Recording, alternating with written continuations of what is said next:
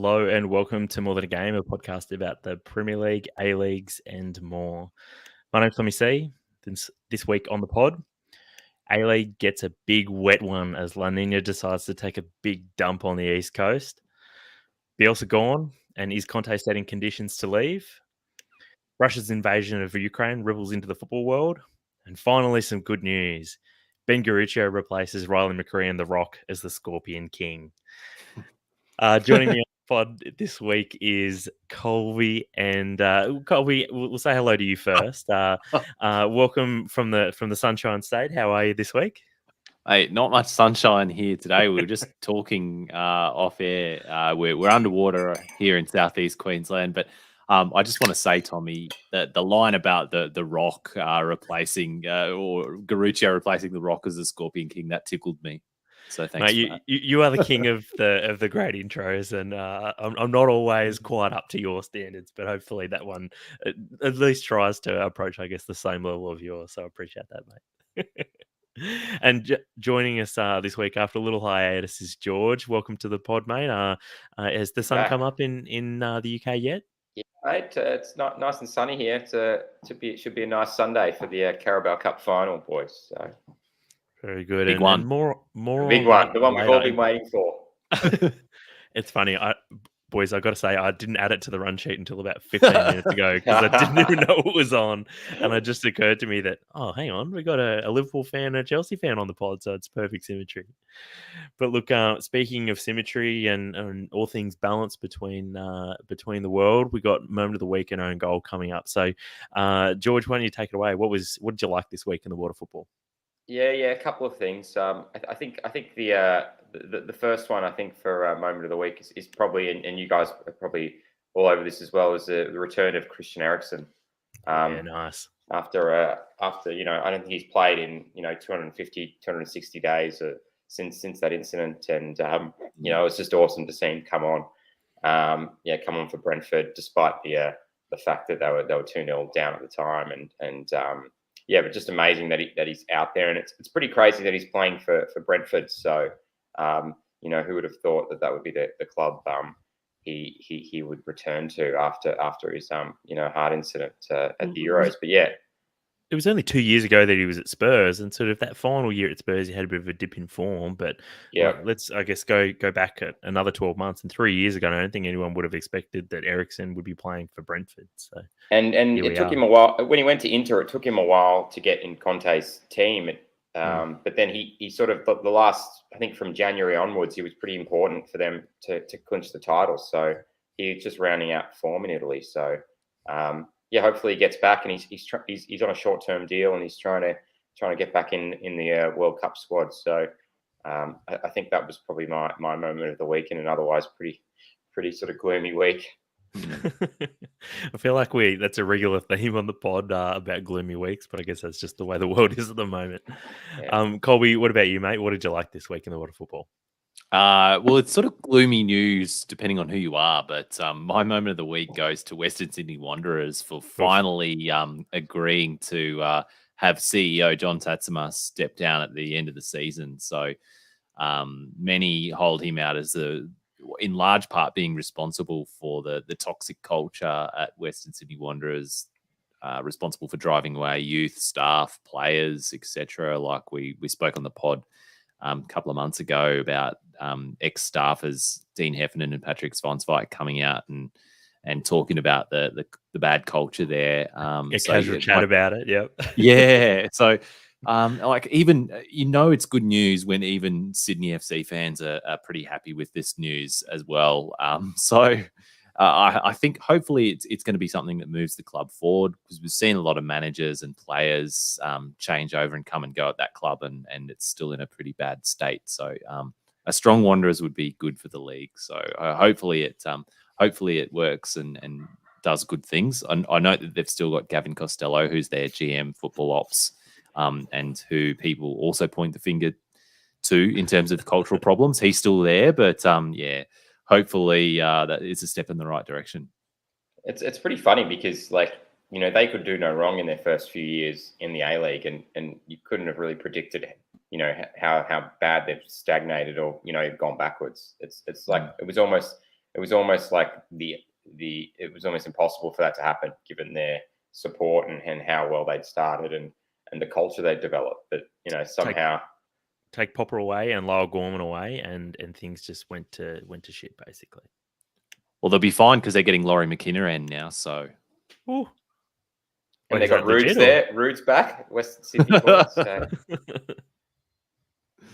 Oh, geez. All right, as far as I go for moment of the week, one thing stood out head and shoulders above the rest, and that was that the Futsal Roos are going to be back playing again. So Futsal Roos have been out of international competition for a little while, since 2019, after the FFA basically cut their funding. And without any funding, they weren't going to basically pay their own way and pay for kits and all that kind of thing. So, but the Futsal Roos, they're going to be playing in the Asian Football Federation's Football Championship. It's going to be the 3rd till the 12th of April. We're not particularly good at futsal, even by Asian standards. Like recently, for example, we didn't qualify for the Futsal World Cup that was held earlier this year in Lithuania.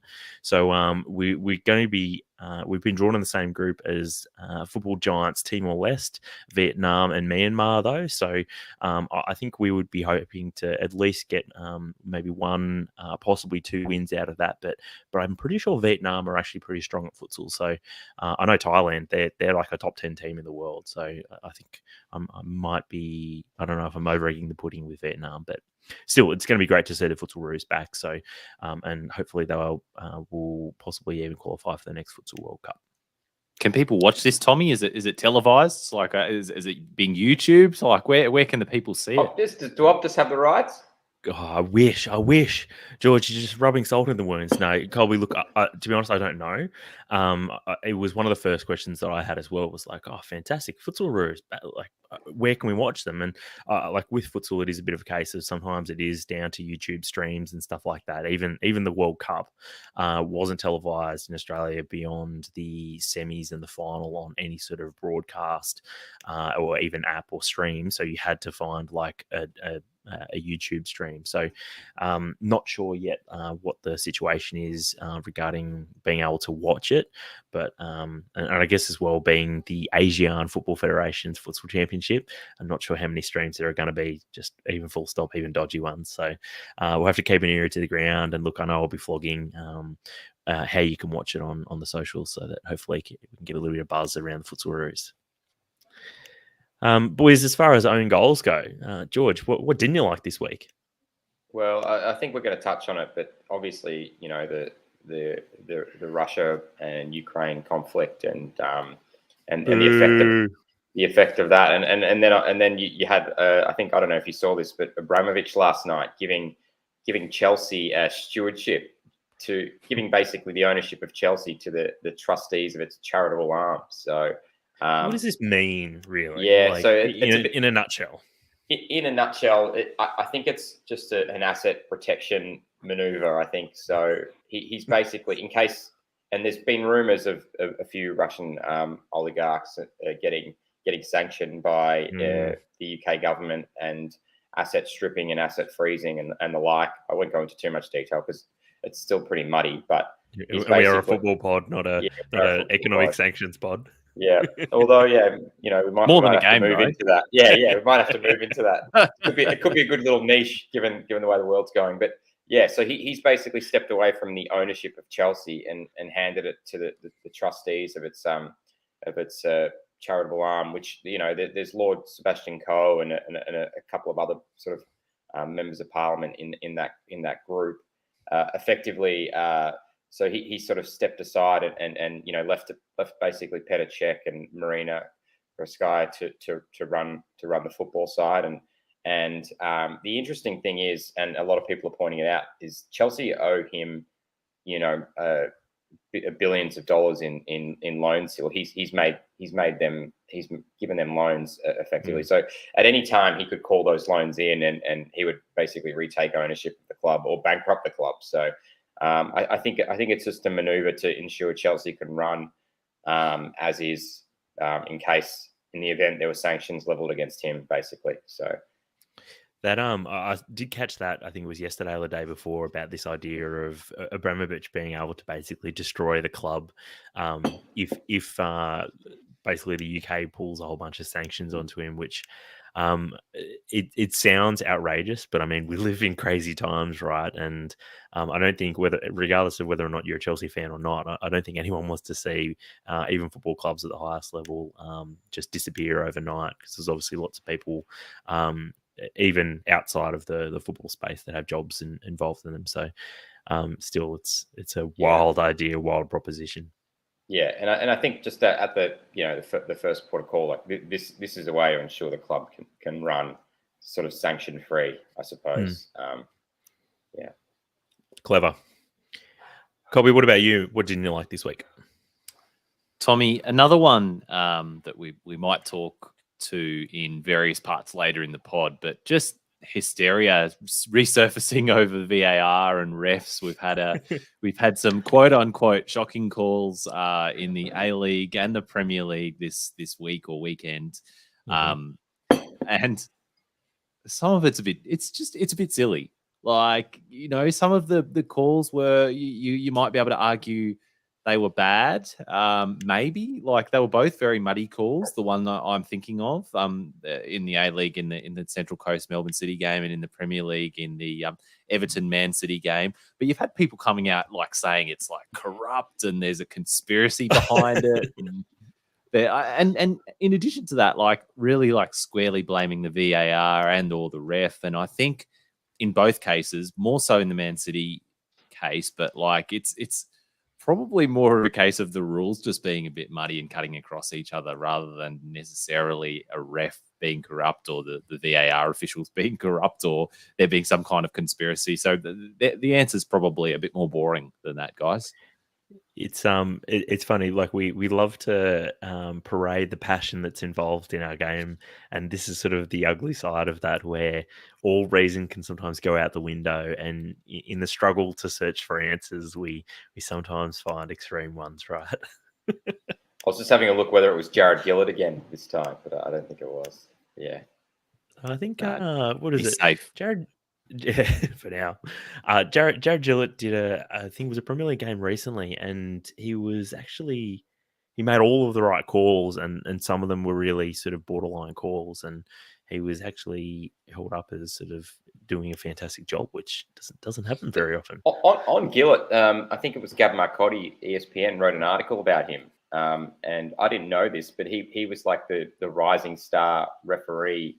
I think he was refereeing A-League games in his late 20s, early 30s, and then he went over to England, and they knew he was over there, and they made him, just with a view to getting him in the Premier League. They made him start in the lower leagues because he's doing like a PhD or something, and now he's in the Premier League. But he's actually like the golden boy of refereeing. So I didn't know that actually, and it's pretty interesting that he was in our backyard, and people didn't know, how renowned or how sort of how well regarded he was.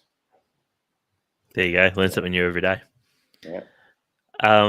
As far as I go for an own goal this week, and I guess back into a little bit of Russia related chat, and this one goes into Poland and their upcoming World Cup qualifier against Russia. No, Tommie, I thought you were talking about Russia for a minute there. So Poland are basically saying that like they don't think it's appropriate that they play Russia in this upcoming qualifier. So they're I think it was Szczesny, the Polish goalkeeper, released a statement saying that, like, basically the team's in unison, saying that they don't want to play the upcoming qualifier. And really, at this stage, I guess the ball is in FIFA's court as far as what happens with that. But I guess it points to a broader issue, I guess, regarding FIFA and their response to all of this. I mean, we've seen that UEFA, at least they took a step, which was to remove the Champions League final from St. Petersburg, and that's now been moved to Paris, which I'm sure PSG are really happy about. But I'm also very unhappy with that, because I've got a wedding in Paris that weekend and I haven't booked accommodation. Oh, rip. Anyway, go on, Tommie. Sorry. But yeah, it's this thing has, I guess, this whole incident and this situation has evolved pretty rapidly. But I'm not exactly shocked that FIFA have done nothing and have their response to this has been even slower than sort of the UN or other big major international organizations. So it's pretty easy probably every week to just give FIFA our own goal on this podcast, but they've managed to find another way to just be really ordinary.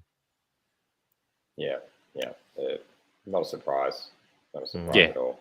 And it just speaks to the huge level of cognitive dissonance that you've got to carry to just be a football fan at most levels of professional organized football, particularly in Europe, but like certainly not limited to Europe. It goes worldwide. And when you get into these organizations where the level of money and power that's sort of swashing around, like, yeah, there's real 4D chess happening with some of these football clubs. I saw Man City released a tweet sort of condemning the violence in the Ukraine, and yet the owners, Sheikh Mansour, who's the deputy prime minister or deputy president of the UAE, they abstained on the UN Security Council vote from condemning Russia's invasion. So I was like, well, they're very much having their cake and eating it too. But anyway, sorry, this is very easily could slip into just Russia chat, so I'll try not to do that. I mean, and obviously our major sponsor Gazprom,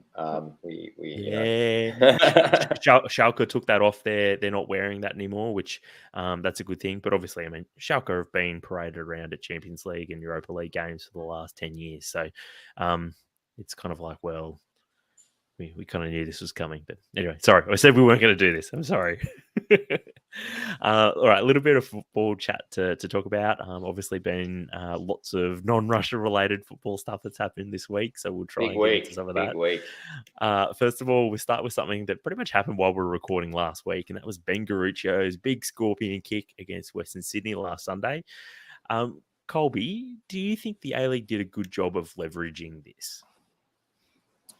I was having to think about this, and I'm like, I want to say yes, but I mean, I also, I think that would be too trusting of the APL and people running the A-League. But I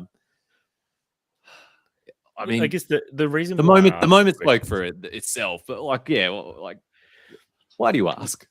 We had Riley McGree's as sort of like the high water mark for what can happen where like an A-League moment goes viral, and obviously that ended up with a Puskas nomination, and the A-League was beamed around the world, and whether or not Riley McGree meant it or whether he's just throwing a leg at it, obviously we'll leave that for another day. But in this instance, I guess you had a bit of a little bit of an awkward situation whereby there were no official accounts that were the first ones to post the footage of it. In fact, A-League memes actually beat them to the punch, and in A-League memes sort of posting it, and then a whole bunch of journos in Australia and overseas picked it up, which led to basically the A-League being second, or even the Woo Twitter page being second to sort of broadcasting the footage. And it meant that basically I don't think the league or the club basically got the amount of traction that they would have hoped, I think, with that, because basically just as it started to take off, A-League memes ended up taking down the content. So a little bit of a false start as far as sort of some of that sort of thing goes. I mean, look, as it turned out, the league's video ended up getting around 690,000 views, which in of itself is incredible, but it did look like it could really just sort of take off in the same way that Riley McGree's did. And I guess we'll just have to wait and see whether or not it reaches the level of getting another Puskas nomination. Yeah, we probably need Damo on this pod to get into that level of detail in talking about like digital metrics and things like that. But I mean, I certainly noticed it go, to all the big football outlets and stuff like that. So, I mean, yeah, in terms of moving the needle at that level, yeah, I have no idea what the difference is between sort of like, being 20 minutes earlier to tweeting the footage or not. Yeah, I guess I just think hopefully it results in a few more people going to see the Woo, I think ultimately, it's great that, the A-League's getting traction overseas, and I certainly saw it in the UK, and, it was getting rolled out on various media outlets and stuff. But ultimately, like, they don't have any fans. Like, do some work at home, especially not in Tasmania. Oh, they've got about 20 there. All I was right. watching the game before we started recording. So look, there's a handful in Tassie, boys. So heartland. That's useful for them. Very useful. Maybe they saw the Garuccio goal and they went along. We do live in an age where, like, social media views on videos like this, that translates to interest and financial interest in the league as well. So hopefully that will maybe have moved the needle a little bit, like you said, Colby, and hopefully that will maybe translate to businesses looking at the A League and going, oh, well, maybe it's a good place to invest from an advertising perspective. So I guess we'll just have to wait and see. Also during the week, the Association of Australian Football Clubs released their report on which had their preferred national second division models. The three of those were basically sort of like a Champions League model, whereby there's a group stage that's held at the completion of the NPL season, which is very similar to what happens now. A genuine second division where 12 teams play home and away. 12 teams looking to expand that to 16 teams eventually. And then sort of a third version, which is kind of, they're calling it the conference model, which is like a North Conference and a South Conference. The South Conference including WA and Tasmania and Victoria. So I don't know how that would end up working. But I guess the challenge remains with how to keep costs down while sort of maximising the financial and youth benefits of this. Colby, is there a standout model as far as you're concerned out of those three?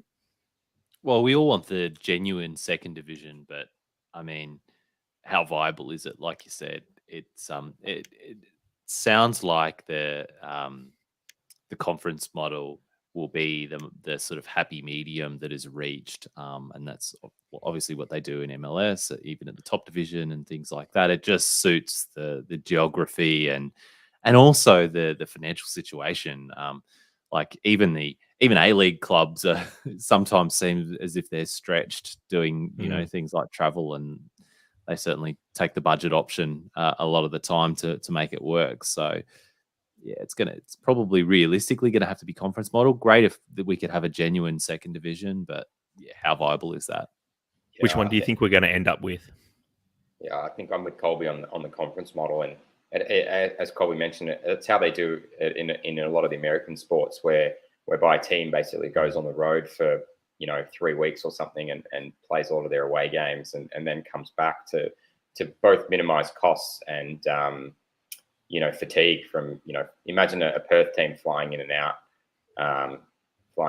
to Victoria like every 2-3 weeks. Like it just wouldn't work from a performance standpoint, I guess. So I think the conference model will work. They've just got to get the conferences right. It's a real challenge with WA being so far away, even from South Australia. And then, I mean, who do you group those two states with? And obviously, even Queensland to Adelaide or South Australia is a fair trek. So it's just really tricky for how or which model they're going to choose, and like you say, how they're going to group the conferences and make it viable. So, but I guess we will just have to wait and see. It's looking like it could start as early as 2023, but obviously we've heard of many promises about when a national second division will start over the last few years. So, and you wonder where the actual money's coming from. Is this from that private equity money coming through, or like, are we just going to burn the cash to do this and then not have any income? So it's curious to see how they. Because remember, this will be a Football Australia competition. It won't be an A-League competition. Right. And with the split of the two entities, it's an important distinction because, like you say, that you got that massive injection of cash from CBS and who was it, Silverback or whatever. Yeah. Silverlake, yeah. Silverbacks. Silver something. Silverside. Yeah, that is the Silverside National Second Division. I feel like it's the not quite beef, but yeah. it's the silver side of national sporting competitions. Yep. But I can't remember what point I was going to make, so I'm just going to move on. There's money there somewhere. Oh yeah, thank you about the money. Yeah, so I guess it remains to see where that money's going to come from, because it can't come from the A League and the Silver Side investment. In other news, Stephen Mork from Adelaide, he has joined J League 2 club Fagiano Akayama. Excuse the pronunciation. It's rumored that he's going for a fee of around 300,000. I think that's Australian dollars, which is pretty reasonable for a player who's sort of bounced around a little bit. Probably looked most at home at Adelaide in the A League, but has always kind of been viewed as an average to slightly above average A League player. Correct me if I'm wrong, boys. What do you guys think in terms of, I guess, the fee and also the fact that I guess we're selling players to J League 2? Yeah, I mean, I think you're being a bit harsh on him. I think he's an above average, probably A League player, and I think he's good enough to go overseas. And look, I'm just pulling up the table now for the J2 division, and they're currently second, or it's just started. So I was going to say that they were pushing for promotion, but they're not. So the league's just started. So yeah, I think it's a bit of a strange move, to be honest. Well, now that they've got Mork there, G-Man, they're pushing Yokohama FC for the top spot. They've only played 2 games from what I've seen, but yeah, I think it's a weird move, to be honest. And going to Asia is great, but going to a Japanese second division, I don't even know how many Australian players have actually played in the Japanese second division. So it's an interesting one. I think Sporanovic was in the J League 2 for a little while. Obviously, I think Arnie coached there, I think, for a little while as well. But yeah, so Colby, we mentioned earlier. Did we? Sorry, I don't think we did mention it, but midweek this week, particularly in the aftermath of, I think it was the City Central Coast game, we had the issue of drinks breaks and ads really come to a head in the A League. Basically, there was some of that sort of toxic negativity surrounding the A League, which has sort of been mentioned this week in the A League, and it all sort of came to a head with Danny Townsend basically coming out and saying that drinks breaks wouldn't be taken in the A League for specifically to facilitate ad breaks, and that now ads would only be shown in natural breaks. Which seemed like a very sort of lawyerish term to use for how they're going to shoehorn in ads into the A League. A little bit disappointing, I guess, that it got to this point. But Colby, as far as you're concerned, was it good how the league actually finally responded to this? Yeah, I think so. And it seems like a common sense outcome. And it was a pretty quick response too. Like we did talk about that game and this issue last week on the pod. And that's when it's all flared up sort of after that weekend. And within a week, they've sort of reached a decision on it. So I think, that's pretty quickly addressed. More concerning was that this was something that was planned in the first place. I think it was on the official someone agreed to it. Yeah, and it was and Townsend put his hand up and said, "Look, yeah, like I agreed this." It was on the official A-Leagues podcast. That's what sort of gives me pause to begin with, because he's a quote unquote football person. Like, why would you agree to something like that in the first place? If you are, obviously there's obligations that the broadcaster have in terms of meeting their advertising commitments, and there, in reality, there are only certain ways that they can do that, because those kind of TV ads are more valuable than the pop-up ads and all that kind of stuff. But having said that, like, yeah, surely there just has to be another way. You can't have forced drinks breaks to squeeze in ads at football. It's just never going to work. I think a lot of fans probably wouldn't have noticed if it had been sort of during sort of understandable drinks breaks, but it was, I think it reached the point of farce where this is the game that I keep coming back to, when it was the Sydney FC game. I think they were playing against the Woo, or might have been Central Coast, and it was definitely a Sydney FC game where they were playing in the rain, and it was quite a cool night, and they were taking a drinks break to facilitate the ads, and that was the A-League sort of jumping the shark as far as ads, as far as I was concerned. So, because we want to encourage people to get to the ground and like to have their experience sort of ruined. Yeah. Like they're like paying ticket prices to get in and like watch the games, and then to have the play stopped so that people at home have to watch ads as well. It's just a good outcome for nobody. Yep. You've got the technology just to run the bloody ad, or have the game in a box in the corner and go big screen with the ad. So like, I don't understand why they need to force them to have a drinks break. It's just like every other sport does it. Like, just minimize the box and play whatever ad you want to play, and then you can get straight back to the action. Here, George. Here. And finally, as far as news goes, it's been announced that the Asian Champions League, there's a bunch of changes that came out this week as far as that competition goes. Most noteworthy is that they're moving away from a 4+1 model to a 5+1 model, which actually puts it probably closer in line with the A-League's visa rules, which is great for us. But also, it's also a little bit of a shame because it does discourage the A-League from changing it from 5 visa spots to 4+1. The most notable change, though, is that the Asian Champions League is going to move away from that sort of calendar year approach, and it's actually going to move towards a calendar which more mirrors what happens right now in the A-League, where it moves, it's scheduled not over calendar years, but mid-year to mid-year. So great outcome for the A-League without ever having actually changed anything. But look, boys, does this confirm that the A-League is going to be going to a winter competition and will run to calendar years now?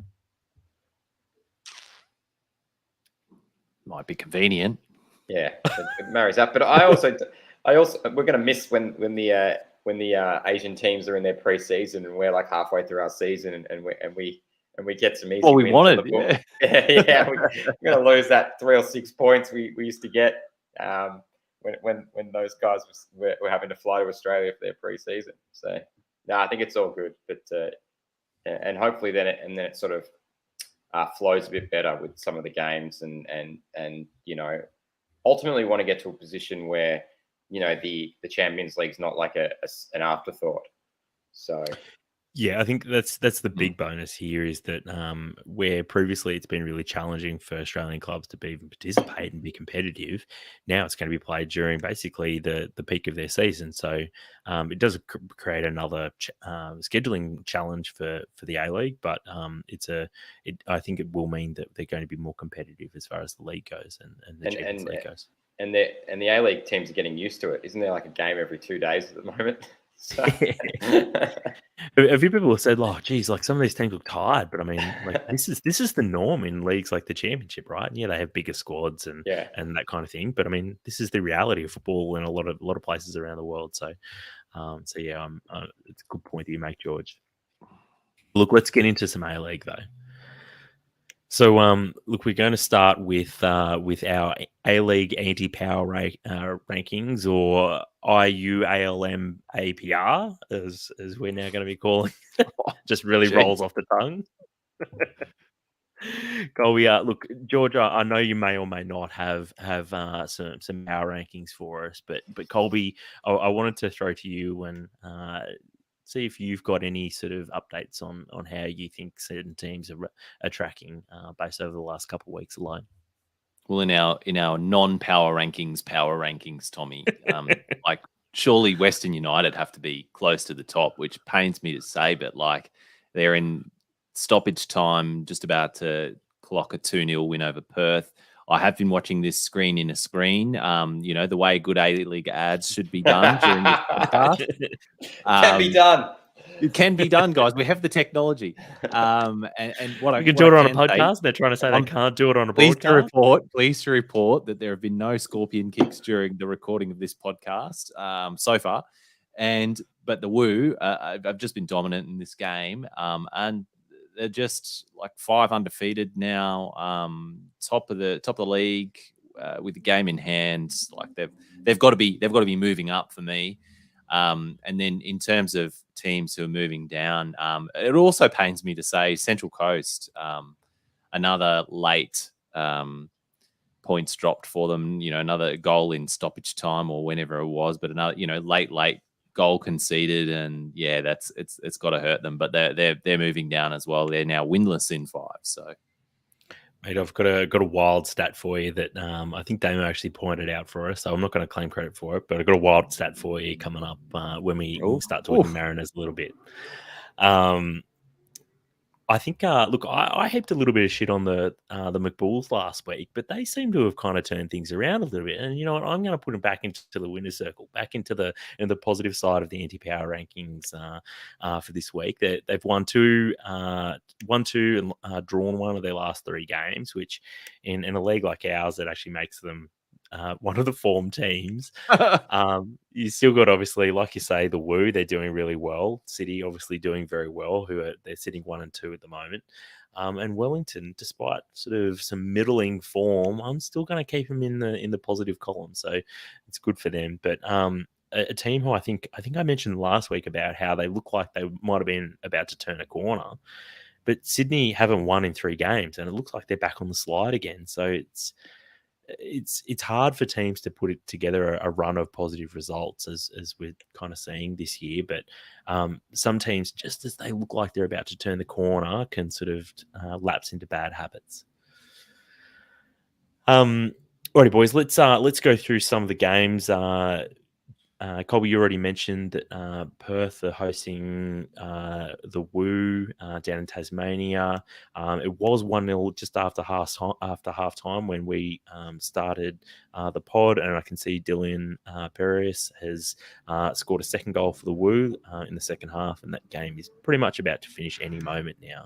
So it looks like you see, like you say, a good result, 2-0 for the Woo. Good for the power rankings as well. Yeah, well, yeah. You don't need to edit that out. Yeah. And like you say, no scorpion kicks yet, so we're not going to have to revisit this game in next week's pod as well, which is always good. Last night, though, there was a couple of cracking games. We had the big one, which was last year's grand final rematch between Sydney hosting Melbourne City. Really entertaining game, this one. I watched this one with Jesse at my place. 2 teams that, despite Sydney's recent form, I got to say Sydney, I thought they looked pretty good all throughout this game, and I thought they would have been pretty disappointed to have come away with nothing in the end. Melbourne City looked very good on the counter-attack, and one particular counter-attack in the first half, led by Andrew Naboo, led to them scoring. Lecky couldn't finish it off at the end, but it was City Academy product Paolo Retre who bundled into his own net after Andrew Redmayne had parried it into him. Sydney equalised after some sustained pressure in the second half through Milos Ninkovic, and Sydney looked like the better side in the second half, but ultimately proved a little toothless against the City side that showed they remain incredibly effective on the counter-attack. And it was through a City counter-attack that they ended up getting the winner as well with Jesse's boy, Matthew Leckie. And this was just after Milos Ninkovic had just missed pretty much a goal, an opportunity that you would think that most players the quality of Milos Ninkovic would be finishing. Colby, I want to throw something to you, which probably some people would suggest this question should be thrown at me, though. I want to hear your perspective on this. Colby, do you think we were too quick to judge Leckie? It's just the royal we, Tommie. It's it's like Spider-Man pointing at Spider-Man question for you there, Tommie. And I also did clock that we're now referring to Leckie as Jesse's boy rather than your non-boy. So I mean that's a really smooth reframe as well. But look, Leckie's quality was always going to come through in this league. He was once he got some games under his belt, he was always going to start delivering. And yeah, he is. And we just need Naboo to really like hit his form and we go back to having your Socceroos front 3, Tommie. I still, I think it was, I'm not sure if Jesse has mentioned this on the pod, but he makes a really good point, I think, which I think deserves to either be said or to be resaid on the pod, which is that, like I'd noticed that Leckie's actually, he's not a very good dribbler. He's not particularly quick. And Jesse often makes the point, he's made the point at least multiple times to me, that Lecky should be played through the middle. Play him as a genuine number 9, or play him alongside McLaren in a 2, and that way Lecky's not stuck out wide. He doesn't really need to beat a player. And he's shown so far this season that the goals that he scored have either been headers from inside the box, or in a moment like this where he's able to get off a shot just outside the box, but in a more central area. So I think Jesse's got a great shout of trying to get the best out of Lecky, and that's to play him through the middle. So we'll see if that ends up happening at City though this season. And he was quite effective a couple of years back for the Roos down the middle when we didn't really have a striker, and I think he's quite a good header. He's a good header of the ball, and he does like a shot. So it's not a bad option. I don't know whether him and McLaren can do it together up front. So and as well, whether or not like the City sort of system could facilitate playing 2 up front, right? I just don't. That's the big question mark for me. The 2 wingers and the 1 central striker for years now. So. I don't know, but he did look so much better last night, and in the last couple of games. So it just took him probably it took him a good 6 months to play himself into form, which would have been helpful. I've got to say, I think I've totally underestimated you. Being over in the UK, I didn't think you'd be across any of the A-League for this week's pod, but the fact that you watched the game last night, that I'm blown away. It's on BT Sport actually in the mornings here. It's on at like 9 o'clock. So if you're up on some Fridays, some Friday mornings when I'm a little bit quiet, I can whack the game on whilst I'm working from home, and I do get to catch the bigger games. Actually. Start the weekend early, George. Treat yourself. Yeah, exactly. So yeah. Did they show all 3 games on what would have been Wednesday morning the other day? Yeah, I mean that was a bit too many games for me. I didn't even know there was a bit too many games for me as well. yeah. I didn't check that. I don't think I was up in time. Oh dear, fair enough. All right, question. It's enough about City and George's TV watching habits. But look, question about Sydney though, boys. Do you think Sydney? This is Sydney's level now. That obviously they were probably a little bit unlucky not to get anything out of this game, but they're sitting, I think, 5th at the moment. Is that just Sydney's level at the moment now, and sort of as they come off of a bit of a high over the last few seasons? I don't think 5th is Sydney's level. I think the quality of that squad will still shine through over the course of a season. There's no doubt that they're not in the best of form now, but even in this game, Tommie, as you said, Sydney were hanging right in there, and they were, they lost it at the death. They were a bit unlucky not to get anything out of this one. I mean, it's still true that Bobo and Lafondra and those kind of players are not quite what they used to be, and they're not getting any younger. But Sydney's still a quality squad. They're still a top 2 team for me. Victory haven't yet shown the consistency we expected they would under Popper. Sydney are going to be there or thereabouts at the end of the season. I would actually put the McBulls on paper a little bit higher than Sydney. On paper, yep. I'd still have probably City on top just because they did it last year, and they've added Lecky, and Tilio's going to get better, and if Tom Glover could kick, they would almost have a perfect team. But I'd probably have Sydney just sitting below those 2. Very good. All right, Adelaide, they hosted Central Coast on Saturday night in Adelaide. This was the second of the 2 Pride matches that were played as part of a doubleheader in Adelaide. Great stuff here with Josh Cavallo sort of, I guess, leading the charge as far as that promotion, for lack of a better word, was pushed. Josh Cavallo did like some really good interviews where he really articulated sort of what it means and how it can flow through to, I guess, support for the club and people just possibly getting around football when they maybe might have previously thought that football wasn't really for them, or maybe thought that football wasn't welcoming of people from the LGBTQI community. So I thought he did a really good job of that. And look, if there was no other positives that you could draw from this, I thought the atmosphere and the way that they really embraced it down in Adelaide was fantastic as well. Something I've talked about before about the NFL and how they sort of take on various sort of values, or they push particular issues. And so, for example, in this you had like rainbow accents on the socks in the Liberty A-League game.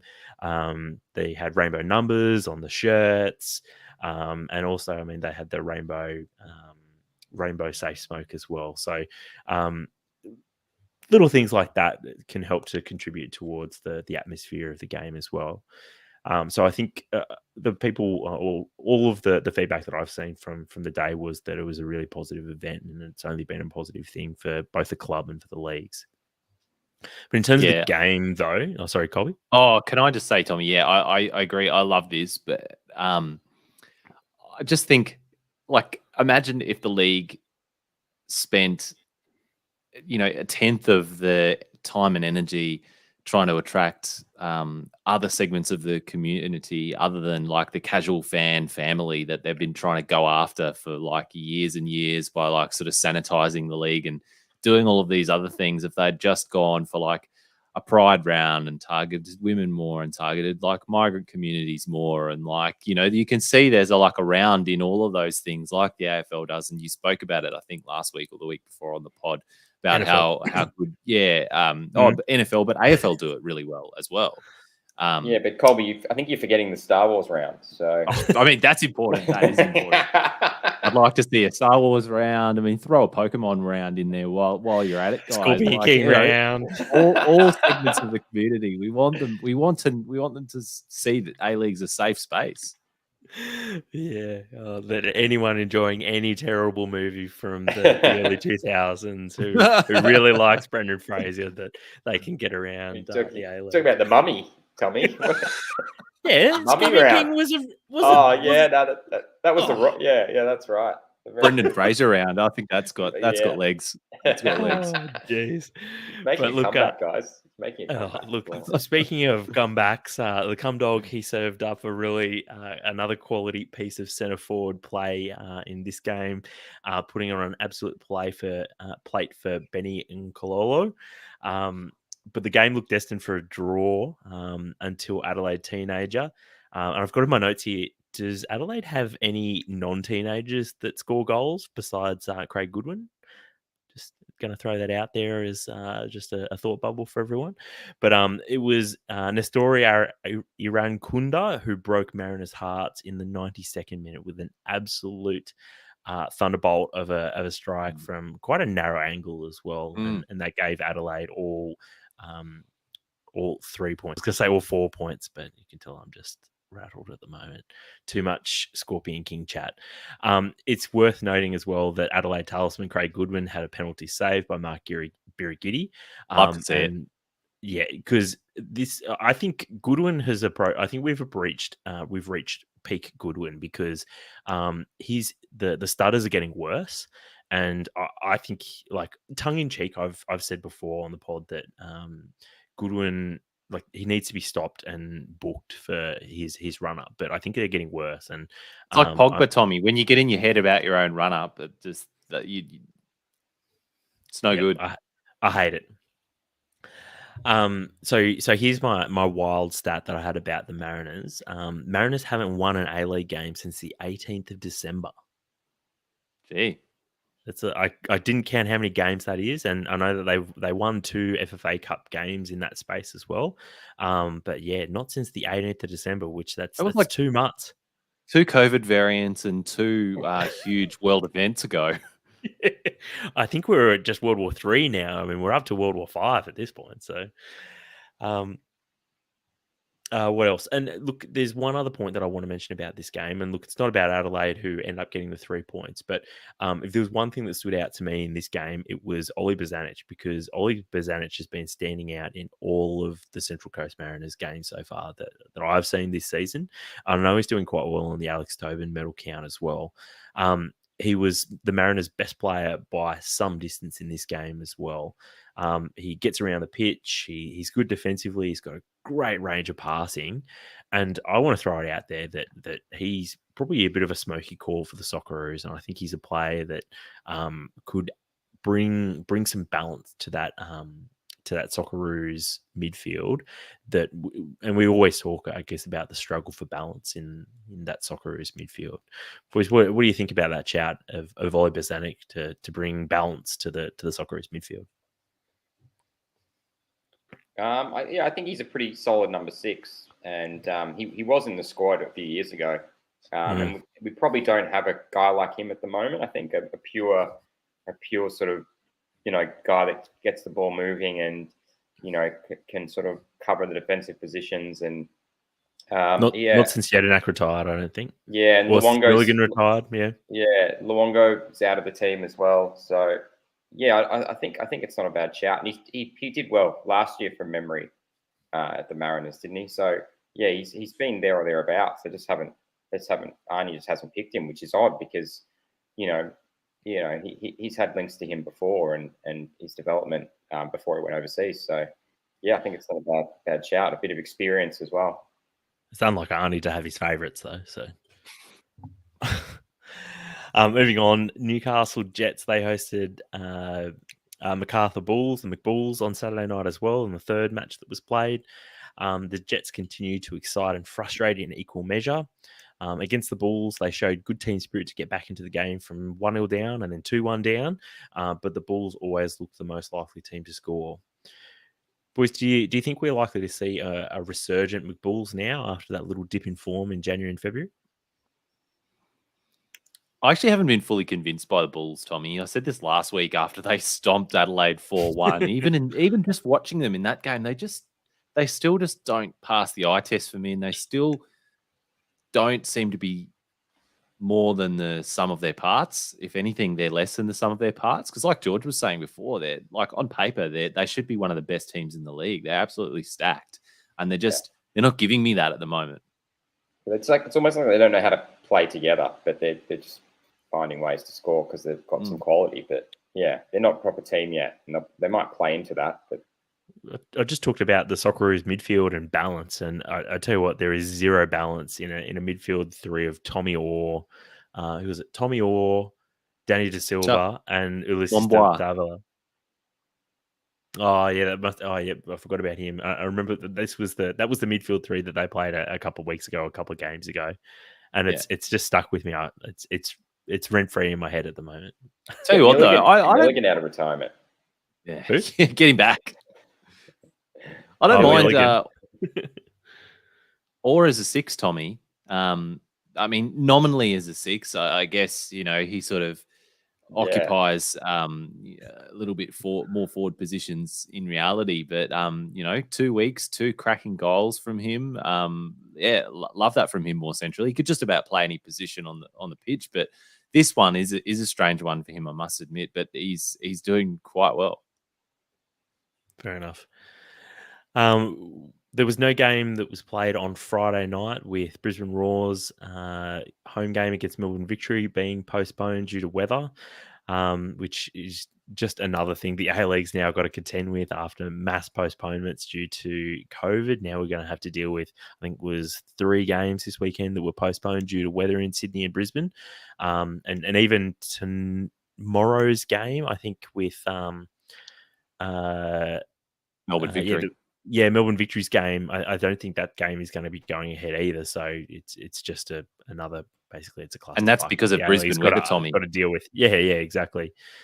So really disappointing, I guess, that the A-League's got another challenge on its hands. But if we move to Wednesday, Newcastle, they hosted the Wanderers. Newcastle players Angus Thagate and Daniel Penner combined to get the goal that separated the Jets and the Wanderers.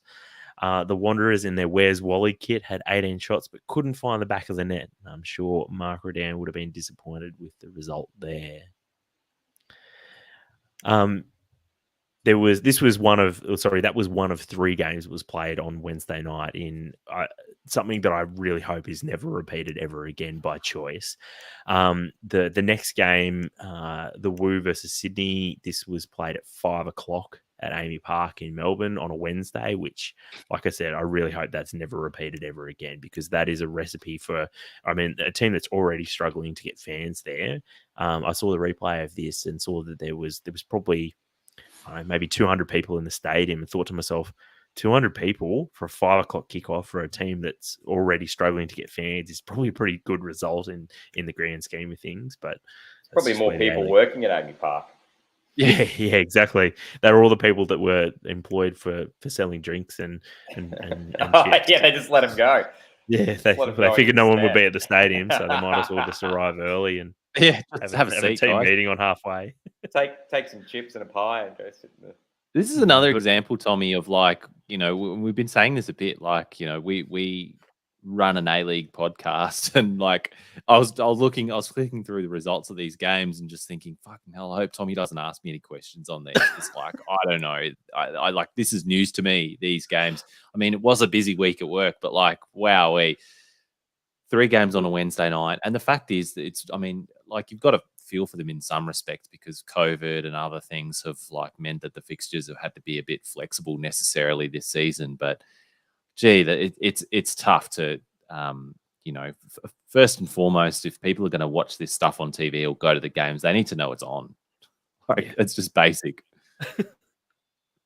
And it was a real shame, because I mean, like, you've got Woo, who are second on the table and are playing maybe not necessarily attractive football, but they are a very competent side at the moment, playing against Sydney, who have been one of the most consistent teams of the last 5 years in the A-League. And in their own right, whilst they're having sort of their own struggles, they're still a pretty decent team to watch, and have probably been unlucky not to get some better results recently. But in this game, this was decided by Steve Lustica. He broke the deadlock after some gorgeous hold-up play from Prijovic. And I'm going to say that this hold-up play was on similar sort of wavelength as, or similar sort of level as Bruno Fornaroli, and the way that he has sometimes held up the ball and maybe either brought other players into play, or has brought or created an opportunity for himself. And I just thought this was one of a couple of examples this year that we've seen with Prijovic, where he's able to just maybe hold off a defender, or able just to use his skill to create an opportunity for another player. So it's something that's really been a real bonus for the Woo this year, that they've been able to bring in midfielders and not just be reliant upon, I guess, a number 9 or 2 number 9s to score goals. So Tommie, Prijovic is a low-key very good signing. Like, yeah, he's been fantastic. He's a gun player, right? And he scored a good goal in the game tonight against Perth. Weirdly set up by Toppel Stanley, but like, good touch for a big man in the box, and he's a 6'3" centre forward doing stuff like that as well. And the ball off the outside of the boot for the scorpion kick, and the hold up play you were talking about. He's got a lot in his locker. I said while I was watching, I think the highlights maybe of this with Jesse last night, I mentioned that he gives off real Zlatan vibes, but Jesse went one better, and he said it's real Arnautovic vibes, and that is such a better call, I think. Really great shout, I thought. The hold-up play is still a little bit more Zlatan-like. It's like Eastern European Zlatan.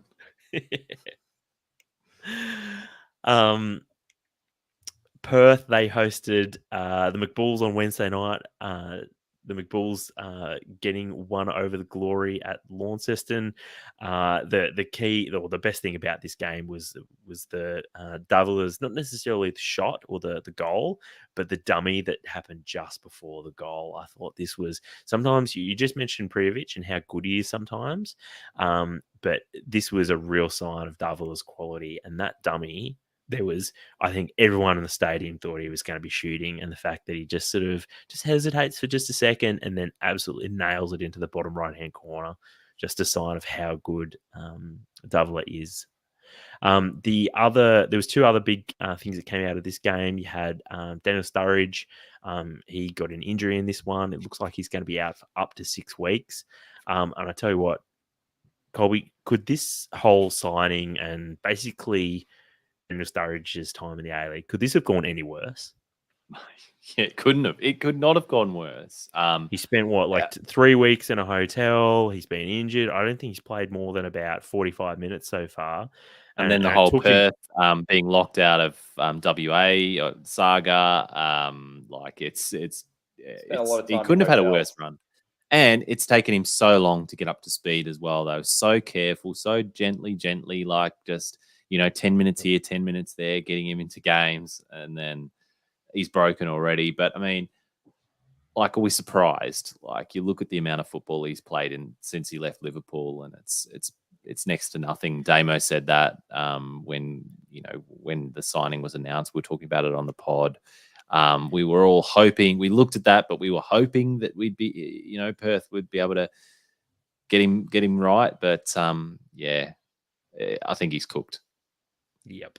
A real shame because it could have been such a fantastic time, I guess, for him and also for the league. But it's just, I guess, it's part of it's also just the way the world is right now as well. That it's just been not possible to sort of get the most out of him on the pitch and off the pitch. But having said that, Tommie, like, people are still rocking up to see him. He's still putting bums on seats, and there might be. Of course, we want him to play more. Of course, we want those on-field moments from him. But like every single A-League game that I've seen that he's even been at, like on the bench, there's been Liverpool fans there on the bench asking for his shirt, like getting photos with him after the games. Like, I've been to a couple of Raw games, or one Raw game in particular this season when Perth were playing, and there were like families in Liverpool kit, like just there to see him basically. So he's put some bums on seats, but I don't know, query what the ROI is there. Fair enough. And look, the final game that was played this week in the A-League was Melbourne City hosting Central Coast on Tuesday. This was the game that had those 2 VAR decisions that basically sent soccer Twitter into meltdown this week. I was at this one, Colby, and it was a really frustrating game for your team to win at. There were two decisions that basically went my team's way, and I was sitting there in the stadium going, that shouldn't have gone that way. And not only that, but you had that happening, and look, that's a part of football. The calls for corruption investigations and the like is kind of just funny more than anything. But the real frustration for me was how long the decisions took. Sitting there in the stadium, and everyone just kind of goes quiet and is a little bit dumbfounded by how long it's all taking. And I just got angry. I was just sort of yelling out that, like, this all needs to happen quicker. And it was I can't remember the name of the referee. I remember at the time Sean Evans was just sort of sauntering around at one point. I think it was after the second one. He just sort of was jogging around, and it was like he had there's no impetus from him to get the game going. And I think in both halves there was 7 minutes of injury time, and it was farcical from that perspective of he's someone who has control of the game from a refereeing perspective, but just so disappointing that from that perspective the referee just didn't seem interested in getting the game going. Yeah, no match awareness. Yep, really disappointing. Great result for City, though. They ended up getting the 3-2 win. Another game where for the Mariners, the game just really sort of slipped from their fingertips. But it was actually a really entertaining game, and one of those games where we often hold up and say, geez, that was a great game. I wish more people who don't watch the A-League got to see this, because when the game was actually on, it was a great game, really entertaining. Let's move on and talk a little bit of Premier League, though. So last week there was the continuation of match day 26. You had a couple of big results. Watford, they got tonked by Crystal Palace 4-1. There was Liverpool also tonking Leeds 6-0. It sounds like a bit of a tennis score. I feel I should call it out as 6-love. And also Wolves, they lost 2-1 to Arsenal. And it was a really big result for Arsenal as well. 2 late goals for them, which against a Wolves team who have been pretty stingy lately as well.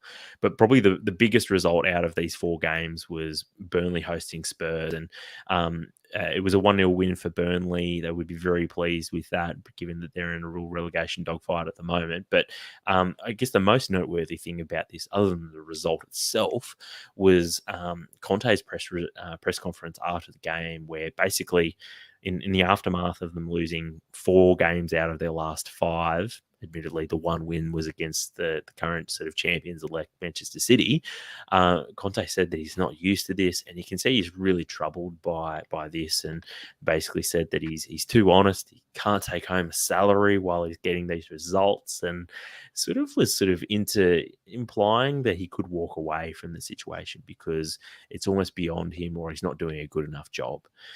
Colby, do you think there is legs to the idea that Conte could walk away, or George, that there's legs to this idea that he could walk away, or do you think he's just taking heat off of the players at this point? I think it's probably a bit of both. I believed him in that moment. I believed that he's an honest wanted man to walk away, and he was he's an emotional man. He's an emotional man. Exactly, George. Exactly what I was about to say. He's an emotional man, because I didn't see his press conference this week, and I don't know whether we'll talk about it, but they smashed Leeds. Tottenham did. I didn't see his presser after that. I imagine that he was pretty happy at the job there, and if someone asked him about it, he would have just given a big George Costanza, like, I didn't quit. Like, I'm here, guys. It's fine. We go again. Yeah. It's when he wins, he's on top of the world, and when he loses, I want to quit. I can't take a salary. It's so.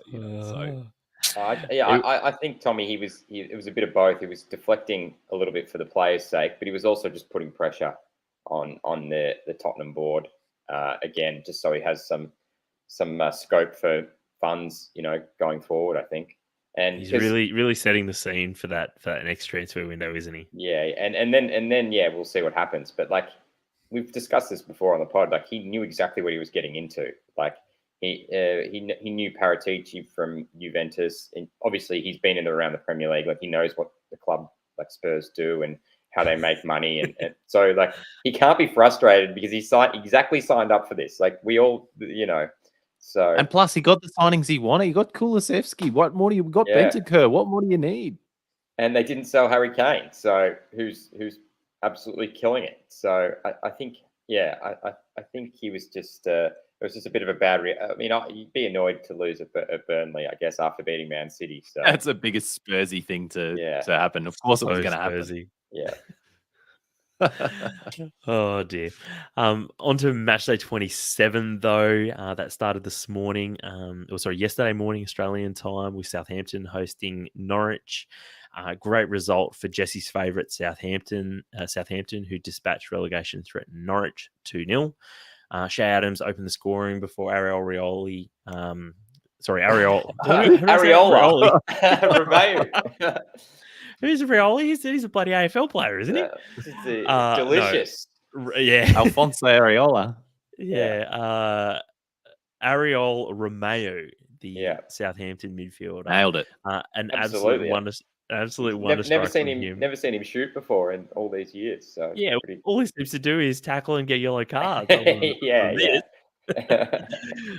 he finished off the Canaries though to give him the 2-0 win.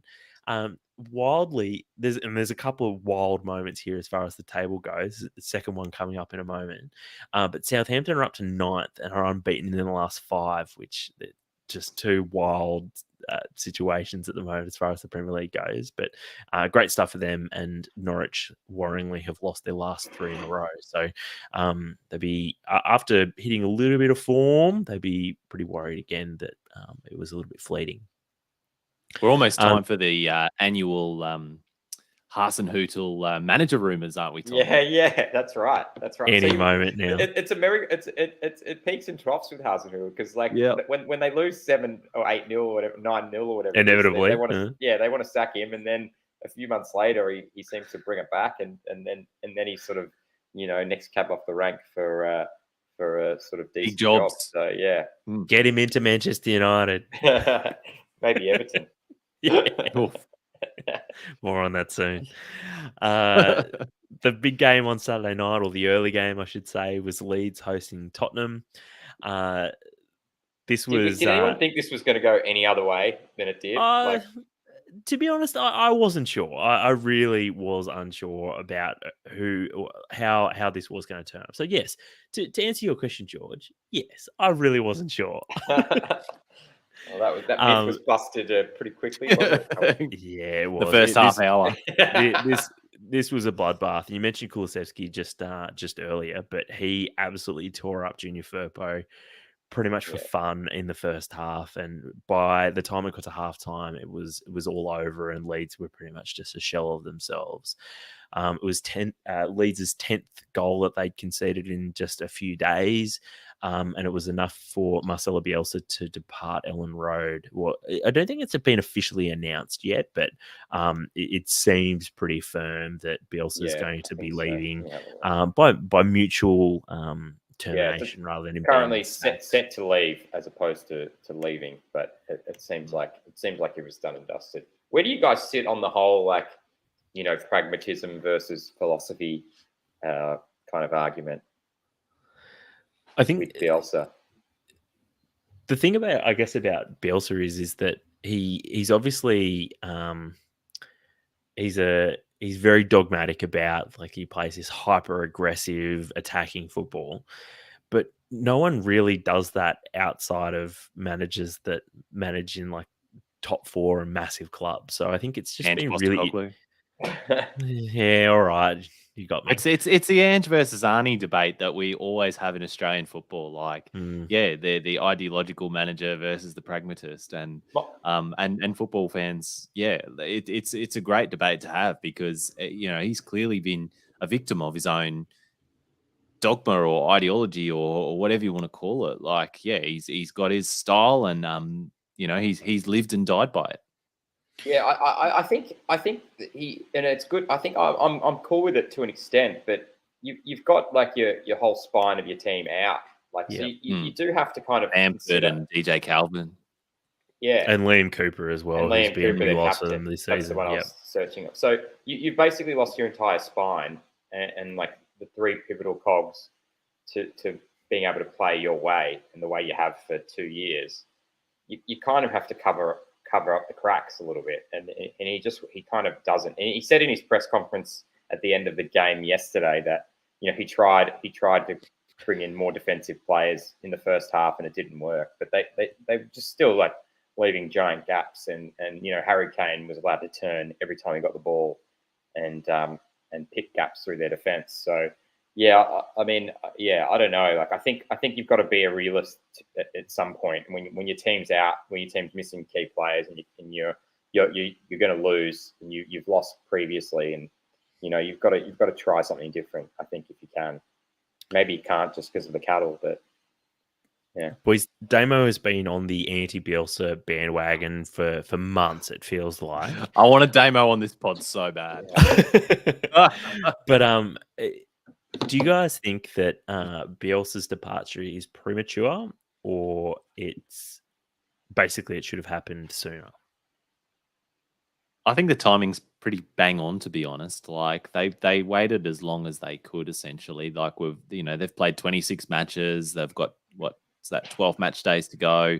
They're 2 points. What is it? 2 points outside of the relegation zone. So, I mean, yeah, now they'll get in a pragmatist more than likely. I'm thinking Big Sam, guys. I was saying Big Sam. What's he doing? They'll need a Big Sam type out of retirement. Like, they'll need that kind of a firefighter, won't they? I mean, Jesse March, I know, is in line, but I mean, I feel like they've just got to. I think he's not a pragmatist.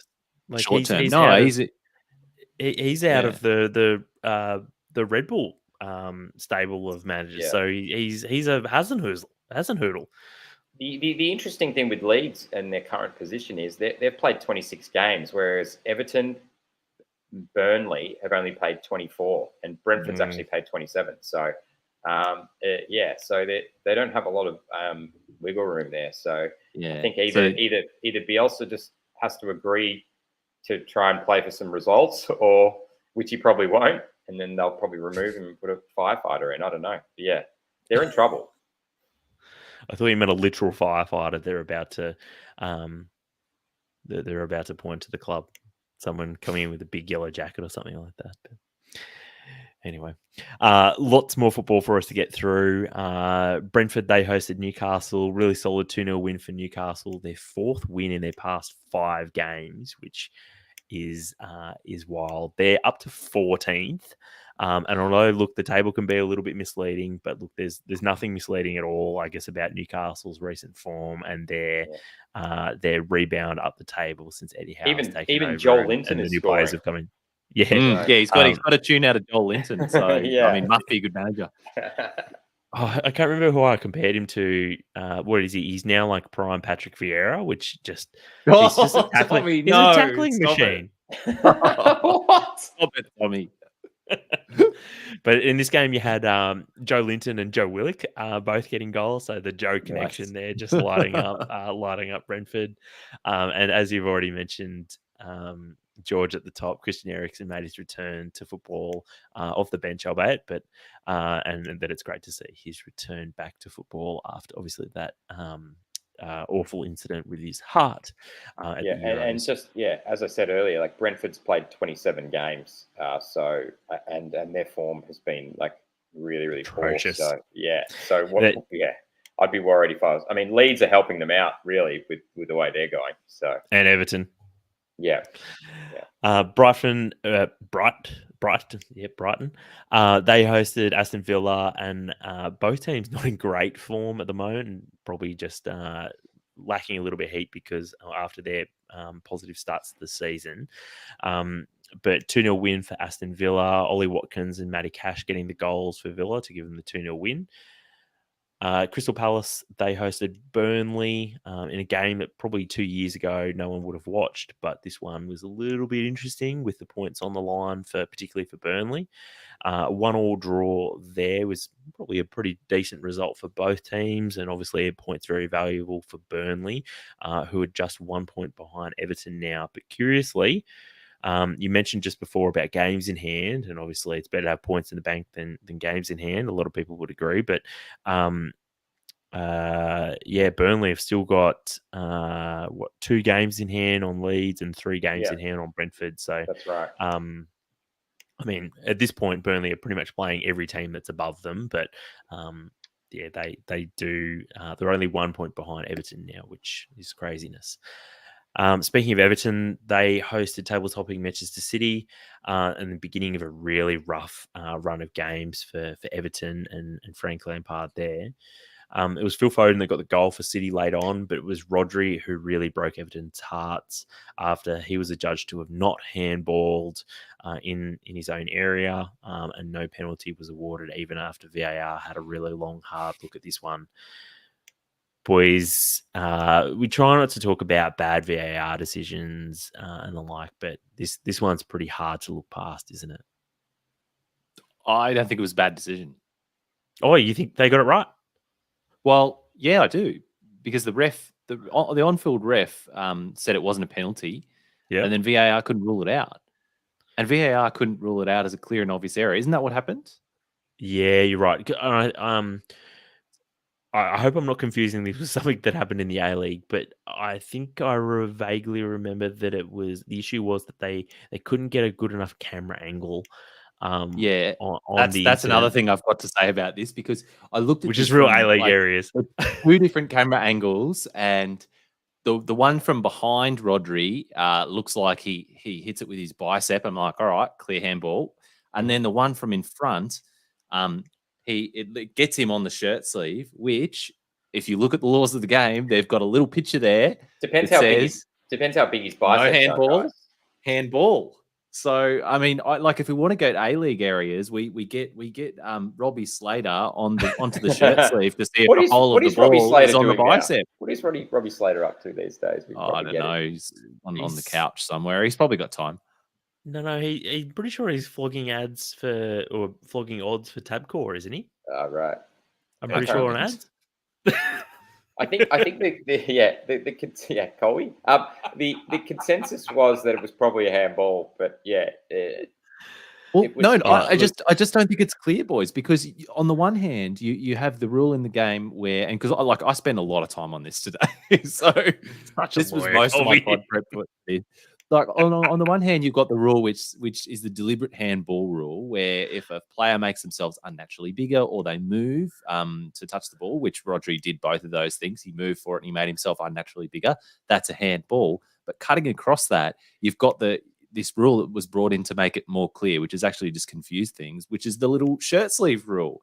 And on the shoulder or the shirt sleeve, that's not a handball in the laws of the game. As far as the current laws are concerned. So, and then you take it back to if the on-field ref has not called a pen, and you can't conclusively rule another way, then you got to say that's the right decision.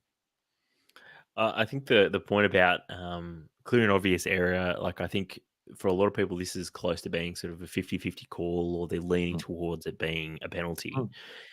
But I guess if there's one thing I do agree with is I don't think there's overwhelming evidence that this was an error by the referee. Yeah, I think it should have been a pen. But yeah, me too. But if you can't see a clear and obvious error, Correct. you have to leave it as it was. So yeah, probably it looks like a pen. Like it doesn't matter how you cut. Like it just it felt like a pen. The gut feel, I the also vibe of it. The vibe. I also think across the board this season, they're generally given as pens, I would say. Yeah. And Frank Lampard's 3-year-old daughter. Oh yes, don't forget about Frank Lampard's 3-year-old daughter. She could have. Fuck Frank Lampard, honestly. So I've got a quote here. It says that the Premier League clarified that the VAR team didn't think there was conclusive evidence that the ball hit Rodri more in the red area of the arm than the green, which is what Colby was kind of talking about. So nothing to do with offside. So I think Colby's explanation as to why it wasn't given is the correct one, but that's still a matter of interpretation. So, and it still felt like it should have been a pen, like, which is the disappointing thing about it all. Anyway, I mean, I had a free bet on City to win by 4 goals, so I was disappointed with their performance. So it was like a loss to me anyway. It was like a loss to me. Gamble responsibility. Speaking of gambling and losing, Manchester United, they hosted Watford at Old Trafford. This one finished 0-0. Ronaldo had a goal disallowed for offside, but apart from that, a pretty flat and uneventful game, I've got to be honest. And that was the end of the games that were played overnight. There's still 3 games to be played over the next few days, 2 in the Premier League and 1 in the Carabao Cup, the Carabao Cup final as it was. Liverpool are playing Chelsea tonight. Boys, we've got a Liverpool fan and a Chelsea fan. It's perfect symmetry. Who's going to win? Well, Chelsea are a pretty good cup team. I'd give them that. I think if it was a league game, I'd be leaning towards Liverpool. I'm more interested to see what old mate Thomas Tuchel does with his lineup. Is he going to play Lukaku or is he going to play Havertz? Because in the Champions League on the weekend, midweek, he played Havertz and it started to flow pretty well. I mean, Lille is probably a different kettle of fish to Liverpool, but I'm more interested in that and how he manages the Lukaku situation. Probably. If he plays, do you think Lukaku will get more than 7 touches? Yeah, so this is another thing I forgot to mention earlier. Can we stop with the counting how many touches people have? Yeah, I agree. I get it. I get it. The whole week of this week is how many touches Ronaldo had against Atletico and you know how many touches Havertz had and it's funny because Harry Kane has now he's more involved because he drops a bit deeper, but he had years of his career where he had 7 touches a game and he'd have 3 goals. Yeah. And he's considered a world-class striker. So different strokes for different folks. Yeah. So I'm over it. I'm over that. But anyway, I'm more interested to see how Chelsea approach this game because I think Liverpool's team and approach is going to be pretty similar to what they would do in the Premier League. Probably just with less good players. And yeah, on the Liverpool side, it's I don't know. From my perspective, it remains to be seen how good of a cup finalist Klopp is. Obviously, he got the Champions League eventually, but he's been in a few cup finals and been on the wrong side of them. And so I'm not completely convinced by that, but yeah, it's one of the flip of the coin kind of ones, I think. Yeah. Interesting. Who does it mean more for? Liverpool, I'd say. Liverpool Chelsea have gone just, the they were longest just buying without. trophies anyway, George. Yeah. Chelsea could be Abramovich will just liquidated. funnel some more money through Could be his liquidated stewards, in his it. trust. Could be liquidated in a year or two. So who knows? They're going to have to pay it back. Yeah. I can't wait to see Chelsea and Vanarama North just trying to get back into the Premier League for 10 years. Jeez. Sorry, mate, I couldn't resist. Well, But look, I'll to be- answer your I'll be question, thinking- George, yeah. I think obviously Chelsea won the Premier League. The Champions League. What was it? Are they the reigning champions? Or was that the year Reigning before? world champions, Colby, I think. True. Yep. They, But it's been a little while since what was the most recent Liverpool winning the Premier League. That was their most recent trophy. Correct me if I'm wrong. yeah, City usually win the Carabao Cup, don't they? I thought you were going to say City normally win the Premier League. It's got that feel about it, though, doesn't it? But no, so like you probably have to say that Liverpool might be hungrier or might feel like there's sort of more pressure on them to win. So look, I just hope that it's a good final. I mean, we've seen so many cagey finals, and they're two teams that can just sort of light things up if they're in the mood. So hopefully they're both in the mood, and it's just an entertaining game and not just a really cagey affair that ends up going to pens after a 0 draw. No disrespect to this piece of silverware, but it's probably not the most significant. So, like, both teams should just go for it and just have a crack and make it an entertaining game, because at the end of the day, Yeah, it's like the Club World Cup, isn't it, George? oh no, you don't get a patch on your shirt saying world champion. Oh, I know Liverpool did the same. Anyway. When was that? When was the Club World Championship?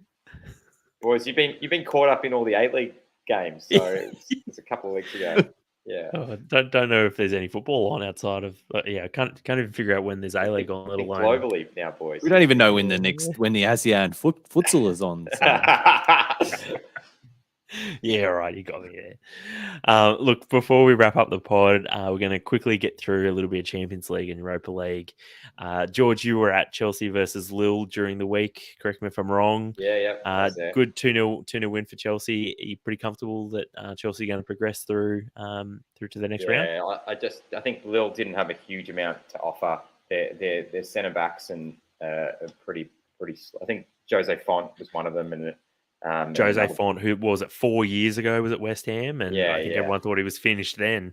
The funny thing with Lille is they won the title last year, and they lost their manager, and sort of still, and I think they're 11th in the French league. So so they're just out of form, and Chelsea sort of took the game to them pretty much the whole time, and should have won by more. The cool thing about that game was it was one of the first games I've been to in a long time that had proper away fans. Like, the French contingent there was really loud, and it was awesome from an atmosphere perspective. So that was the one cool thing.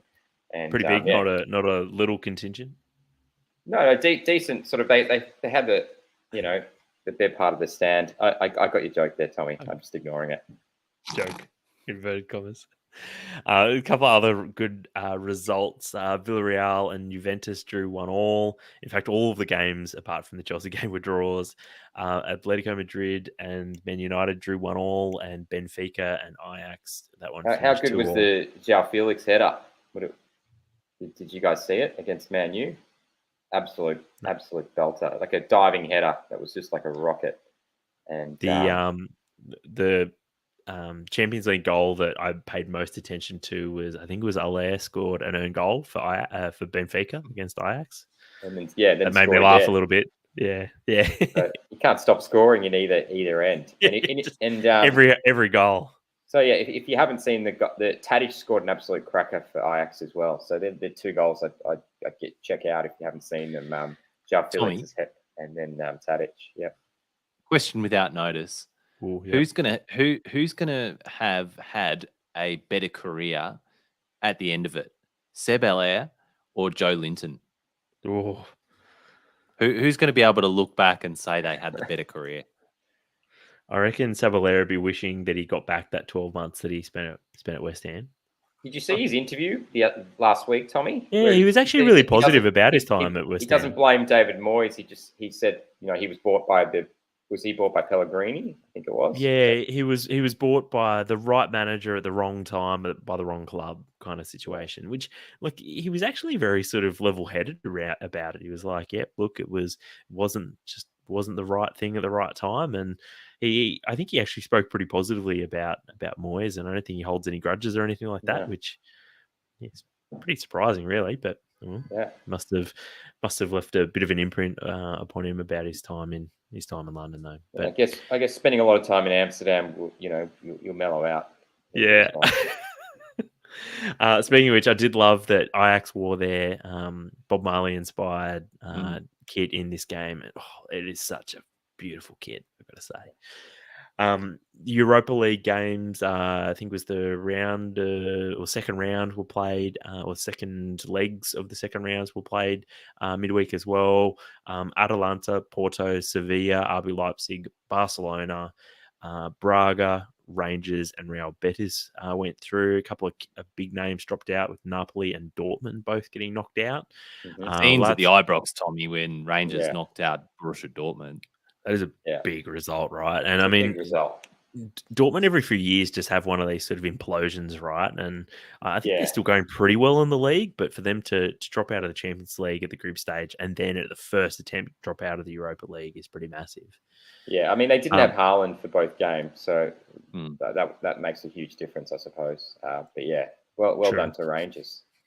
Yeah, massive for them. And I saw some of the Napoli Barca highlights, and Aubameyang scored a cracker, and Adama Traore making an impact as well. So I feel like I'm living in a parallel universe that Aubameyang and Adama Traore are playing for Barcelona. It's in the Europa League. Exactly. I saw all the memes about how comfortable Aubameyang is in the Europa League and stuff. Good stuff. I saw one which was what was it? It was the all of the Barcelona players looking at each other when the music started, saying, "Oh, is this the Europa League anthem?" And Aubameyang was looking all sentimental, looking around, going, "Oh yeah, I remember this." One final note on the Europa League. The draw was on Friday night Australian time, with all those teams I just mentioned, as well as all of the teams that finished top in their Europa League groups being drawn. A couple of, I guess, key fixtures are Barcelona. They're playing Galatasaray in the next round. Rangers are playing Red Star, which is probably a lot of Rangers fans and a lot of football fans probably argue that's a pretty winnable game for Rangers. Atalanta are playing Leverkusen, and my boys West Ham, they're playing Sevilla, which is just the one team you want to avoid in the Europa League, Tommie. Yeah, if you played Sevilla in any other competition, I mean, they are second in the league at the moment, so they're obviously no slouches in the league. But if you played them in any other competition, you'd go, "Oh yeah, I reckon we can do Sevilla." But in the Europa League, I mean, they practically got an invincibility cheat on. So I think that's the end of the Europa League now, really. Can't wait if West Ham get up in one of these games. We're never going to hear the end of it. So go Sevilla. Thanks, man. And go Chelsea in the Carabao Cup final tonight. No. And look, unfortunately, that is the end of the pod this week. Obviously, Beggar pod with lots of football to talk about, lots of competitions. I think we talked about at least 6 or 7 different competitions this week in some form or another. But just great to talk about football with you too, and also thanks to all the listeners for their input throughout the week as well. Until next week, though, enjoy the football.